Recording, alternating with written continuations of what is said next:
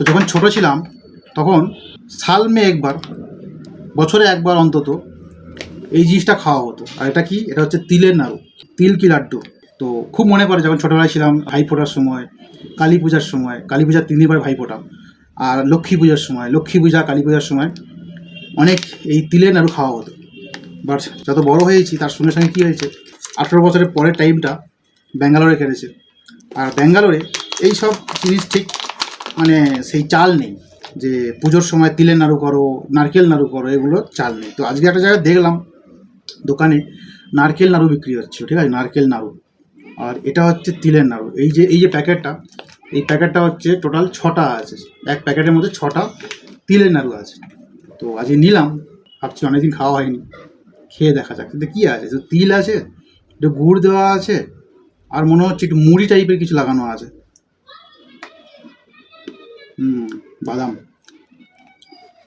6টা আছে, 5 জনের 5টা, আর একটা হবে এক্সট্রা। কে খাবে খাও, আমি না কে খাবে খাও।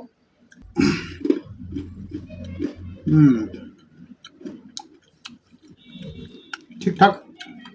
তো কোম্পানির নাম হচ্ছে কাওয়াকিব। তো কাওয়াকিব কোম্পানির এই তিলের নাড়ুটা যে আমি চেক করলাম, 20 টাকা দাম, 6টা পিস আছে। ভালো লেগেছে টেস্ট, আপনারা একবার খেয়ে দেখতে পারেন। বাদবাকি ঘরে নিয়ে যাবেন।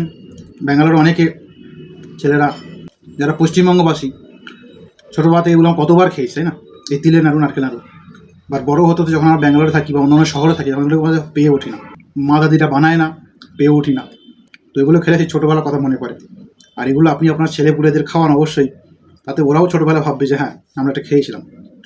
জানি না সব ঘরে খায়, হয়তো আমি হয়তো প্রথম নিয়ে এলাম, এরকম না প্রথম নিয়ে এলাম, এরকম খেয়েছি, বাট ভিডিও বানাচ্ছি এই প্রথম।